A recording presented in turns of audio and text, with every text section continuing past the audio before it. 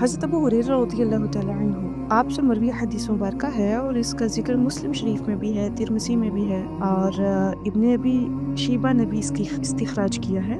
تو آپ فرماتے ہیں کہ ایک دفعہ حضرت سیدہ فاطمہ تو زہرا رضی اللہ تعالیٰ عنہا حضور علیہ صلاۃ والسلام کی بارگاہ اقدس میں حاضر ہوئی اور عرض کرنے لگی کہ یا رسول اللہ صلی اللہ علیہ وآلہ وسلم، مجھے ایک خادمہ چاہیے، اور آپ گھر کے کاموں کی وجہ سے تھکی ہوئی بھی تھی۔ تو آپ علیہ صلاۃ والسلام نے فرمایا، میں آپ کو خادم سے بہتر چیز نہ بتا دوں؟ عرض کرنے لگی، جی یا رسول اللہ ضرور بتا دیجیے۔ تو حضور علیہ صلاۃ والسلام نے فرمایا، قولی، تم پڑھا کرو۔ کیا پڑھا کرو؟